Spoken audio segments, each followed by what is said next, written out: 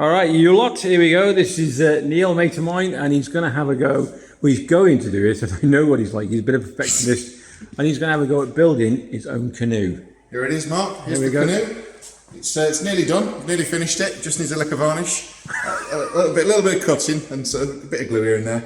And but no, this is the timber I bought for my new project, and I got it from Richard Potter in Nantwich, a fine supplier of top quality timber, and that's what I got and bought here, which is a 6mm marine ply. And it's got a birch face on it, and it's got a good quality face and a seconds face, because I want the birch to be visible on the inside of the canoe, which is why I've gone for the nice stuff. Could have bought it cheap from Wicks for about £26 a sheet. It's costing me about £38 a sheet for the good quality stuff.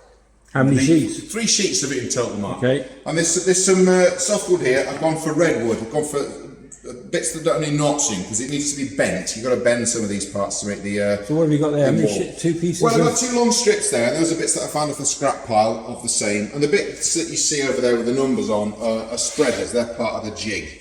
So that's what will hold the canoe apart at the correct distance, which is why I've cut those to the right size. But these will all be converted down and planed to make different parts of the boat, and we'll see that as I get building. Now, the plans that I've got for this project, Mark, are over here. And I don't really show you too much detail, because the plans I've got are from a chap called Michael Storer.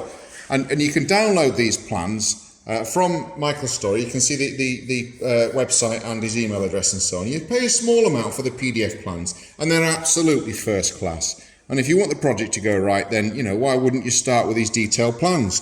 And of course, Mike Storer's put all the effort in, so I think it's only fair that you're paying the fair price for these PDF plans. But you get an awful lot of information, options on how to make it, what to make it from, all the jigs and fixtures, all the information's in. I'm not going to show it in too much detail. And then we've got some plans here. The one I do want to show you in a bit more detail, I think, is this one here that shows you what gets cut out of which sheet of ply. So you can see the bottom of the canoe there.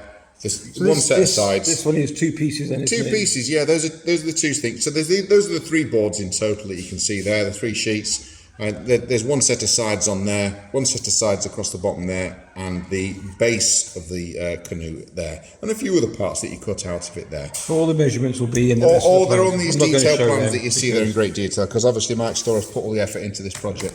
And yeah, so that's where we are at the moment, Mark. So when are you going to start cutting? Starting this afternoon, Mark. Start this afternoon. I'm going to convert some of these bits of timber down, cut them down, get everything prepped. I'm going to do it in stages, so I'm going to spend the next few sessions here and there when I've got a bit of time doing a lot of the prep, cutting out, and then I'll have 2 solid days of building on it. So I've got everything ready, all the little bits of fiddly bits that seem to get in the way of doing it in one fell swoop. So I'll get everything ready, and then the big glue up and fixing together and finishing will take place then. You give me a shout back when you start doing your cuttings, or you I will. we'll go through it. Yeah. That's So great. let's share this project, Mark. All right, You're going to come on it. You're going to get in the boat with me, Mark. Yeah, I'll come with you. I think we're a bit big for the 2 of us, isn't it?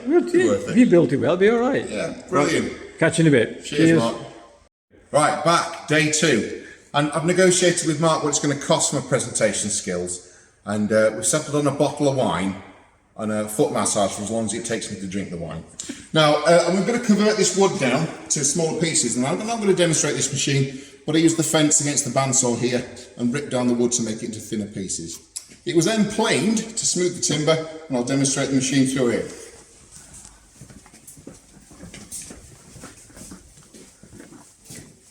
This machine's quite noisy, the extractor on as well.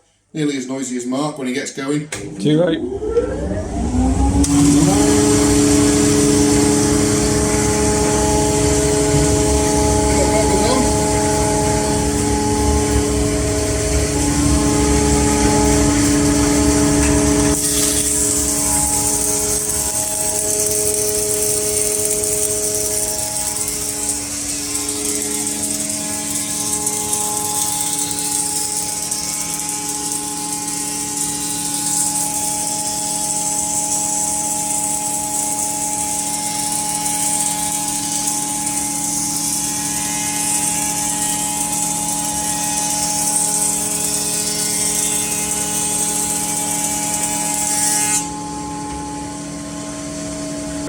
Right, so we've planed that timber now, and did it 2 ways. I did it with hand plane on the back to get a square edge, and then fed it through the thickness of there, which has planed this side here. You get a slightly better finish off a hand plane, but it saves you an awful lot of faffing. And this will machine to a very accurate finish. So these are now the 31 by 19 millimeters that I wanted to. I checked that and set the machine up. So And all these cuttings and dimensions are in the book. they're in the book. It's all set out quite clearly with a cutting list. It depends on how you buy your timber as to what you'll have to cut. So it might be worth doing a little cutting list or a plan.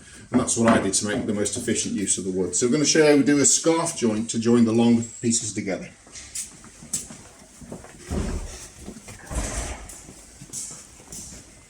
So I've set up in here, Mark's going to move around with the camera in a better position to demonstrate how we need these pieces of timber at 5.1 metres long in total. Now I've got 3 metre pieces of timber. Obviously it's very difficult to find long straight pieces of timber with no knots in them and that length. So what you do is you join it with this joint called a scarf joint. It has a 1 in 6 angle on it there, and I made a little jig to enable me to mark that very quickly onto the wood rather than measuring and marking and doing the maths. It's much easier to make the jig, so I've got several cuts to do. That's going to be well worth the time it took to make. Does that tell you in how to do that in the book? Yeah, there is a good explanation of how to do it, and I'm just replicating exactly the process that's in the book here. It's sat on a little jig here, which I'll use to clamp. When I glue it, I'll wrap it in plastic so that it won't glue itself to the jig, and then that will be clamped into place until the glue is set, and then planed a little bit to just finish and tidy it up. I've done my best to try and match the grain so that you won't see the joint when it's finished. So what we need to do here is plane an angle onto them. This is what I've set up here. So it's rough cut down here. I did rough it out on the bandsaw there to get it to the thickness that was close, so the angle it was close. On the other side there's a pencil line that I'll plane to. Mark might walk around in a minute and show you that. And what I'm going to do now is plane, useful old Bailey plane I found in the cupboard here at school. It's probably been sharpened for the first time in 30 years today. And what I'll then do is just plane down here, nice and slow, planing down here until I get down to the pencil line. Now it's on the edge here. When I get down to this edge, that's pretty much where I need to be. But it's always worth checking, especially if you need reading glasses, where the cut's going. So if Mark comes around, you'll see the pencil line. Well, there's the pencil line there. I'm getting close now. Getting close. The idea is to split that pencil line in half. Now I'll know where I am. Oh, split it in half. Yeah, well, why not, Mike? If you can do it properly, I know what you'd be doing at the moment. You'd be smashing it out with a hacksaw. Nearly there. Nearly there. Put more strokes of the plane there. Just about there. Perhaps a little bit more on the bottom end there. And then we're nearly there. That's it. I'll call that done.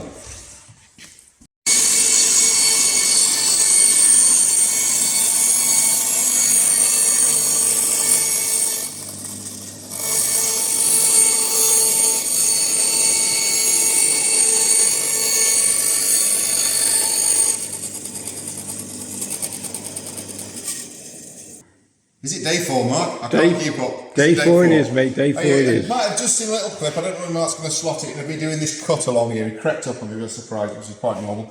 I've set my little bandsaw up. Not everyone will have one of these. I appreciate it, and I'll show you how I've done it otherwise. But I've set it up on the floor here so that I can use this as a run-on and a run-off table there, which has enabled me to do a really nice cut, as you probably saw on the clip there. And I'm cutting up to 1 millimetre away from the line that I've marked. So I'll talk about marking out in a minute now. I've been able to cut very accurately.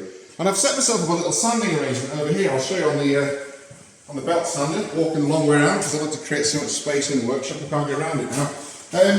Here we have the belt sander and the tables that I have for the 2 pillar drills, which are adjustable in height. I've put these little outreach tables on here and adjusted them so they match the height of that table. And I can then sand the long pieces across here. That's how I did this last piece here. This sort of sat across these 2 tables here. And I was able to then really carefully sand along those edges, helping it. Now I know lots of people won't have this equipment. I do appreciate that, and we are in like a proper school workshop here. But the way I did cut it, the first 2 pieces that were cut out, the one that I demonstrated there and the one that's against the wall there, were cut out using this jigsaw. Just the standard type of jigsaw. This is the battery powered one, but you can buy them for a very cheap price, actually 30-40 quid or so you can buy one. And that does a perfectly good job. It just causes the blade wanders a little bit compared to the bandsaw. It snakes a bit, so stay further away from the pencil line and then plane back to it, which is how I finished using a wood plane there, which I demonstrated when I did the scarf joint before. Or you could use a belt sander or some other arrangement like that to sand back to the line. Now I've cut, or marked out, sorry, not cut, today is the big cut, with all the plywood's coming out today, you can see I've marked out on here, because I used the first two that I cut as the originals to copy from, but I retained these marks that are every 300 millimeters on all the boards, and I was able to match up the lines that are on the first cuts against the lines that are on here to very accurately position them. And these lines are also used as part of the construction later on. They're certainly on the side piece, and the centre line down here is used again. So I've marked a centre line on that one again. And that's where we are. So it's a big cut today. Hopefully tomorrow we'll be joining some of the parts together, but that's about it for cutting all the pieces out, Mark. What do you think? Brilliant. It's hot today, I'm Absolutely sweating. brilliant. You're Not as much as you sweat though, but I am sweating. So you're going to carry on? Yeah, I mean, I did a rough cut along this one here, and then I'll do a more accurate cut on the bandsaw there. So that's the other side piece there. This is dead wood in the middle here. I don't need this. Well, I do need it later on actually, so I'll be saving that. So this is where you're taking this one off here. Yeah, that's the other one that's marked on there, and you can see these lines that I just discussed there, clearly marked on. And of course, there. each piece is then designated for another part of the boat for the build. Right, yeah, and I've been careful to make sure that the best grade of wood is on the inside, because this is either an A and a B side. The A side being the better quality, the B side having more imperfections on it, and I want the A side on the inside because I'm going to varnish the inside to see the natural wood, the veneer, and I'm going to paint the outside. That's what the plan is anyway. Nice bright red, Mark. See the colour. You're going to go nice bright red, are you? Okay. Yeah. What sort of paint are you going to use?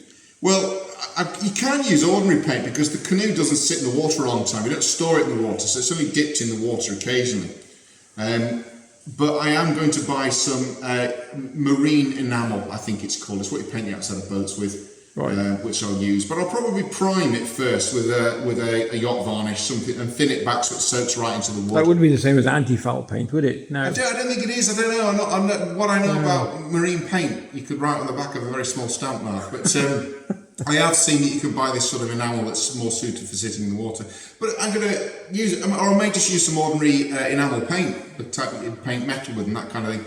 Not hammerite, but like an enamel paint. And then I will probably wax it. That's a good thing to do, is just give it a little beeswaxing periodically. Yeah, but that'll be another video, won't it, come out? That's what's coming in the future. We're going to make about 4 clips out of this, hopefully, 4 different bits. This set of clips will be about the cutting out, really, I suppose, and the preparation. And but I'll not start bonding tomorrow. Like you said, not everybody's got the jigs, these saws. So and I've done that, and I am sort of showing it how I've done it with this sort of machinery. But then again, it's going to be difficult if you don't have one of these. I must admit, you could hand cut it, but hand cutting does snag the wood an awful lot. This leaves a very nice finish to the wood actually, but as I said, the blade does snake and wander a little bit, and it doesn't on a bandsaw. So is that part that's the front? Yeah, that's the base, the bottom. Yeah. And that was cut with a hand jigsaw. That was cut with an electric jigsaw, and then planed.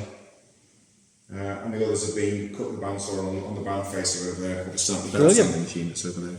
Yeah, so you're cracking on, mate. Yeah, pushing on with it. I've got a bit of time pressures on it because I need to get certain things done. The epoxy doesn't set super quick, so I've done a little time plan for when specific things need to be glued. So I'll be there by the end of the week, by Friday, because it's Tuesday now, isn't it? It's Tuesday. Yeah, I'll have the basic shape and the inside fillet of epoxy on the boat. And then I'll have enough time Monday, Tuesday next week, which is going to have a big push on it on those days. I'll be in. So I've done about an hour and a half, 2 hours a day so far, and I reckon all up a nice job. I know the promotion of the thing on the website and so on said it can be done in 5 hours, but I'm not sure what it'll look like we knocked out in 5 hours. Right. I'm sure there are people who can manage it, I can't.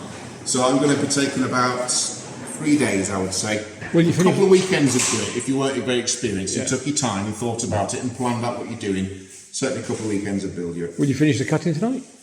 Yeah, the plywood cut will be done tonight, yeah. Okay. Yeah, right, pop in the morning and we'll have a look. Yeah, I'll look at the pieces in the morning and then yeah. I might conclude this in instalments. So, yeah.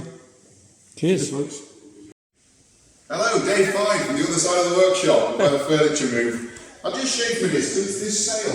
I think I'll be fitting a couple of bits of sort of eyelets and a little plug in the bottom there to fit a sail, very, very simple sail that you can then use to assist on the moving of your canoe. Anyway, what we've got on the benches here is the plywood sections that were cut out, ready to bond together. So they'll be bonded together with an epoxy with a bit of filler in it to make it a bit thicker, and we join across the join here by putting it and pushing them together, and then there's a big, what they call a butt strap, don't laugh Mark, that goes on top of there. And then when that's set, those two pieces are joined together, and the same behind with the sides that Mark's spinning around to show you.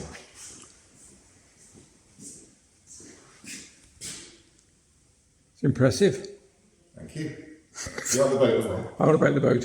Very impressive. So you said it's just under 16 foot.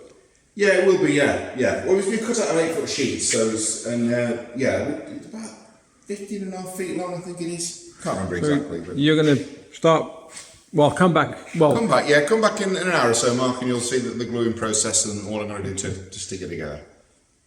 Yeah, Mark, brief pause because we thought we'd get the rest of the bits out just to show what's been cut so far. So effectively, everything's been cut. Certainly everything to build the basic canoe has now been cut out. The thwart and the in-wall and the out-wall and the keel parts there and the skegs there. So that's most of the cutting. There will be a few more bits of plywood to cut, but that's where we are. And I think we're going to do part 2 will be the bonding and building. That's it. Okay, so I'll get this one uploaded. Yep.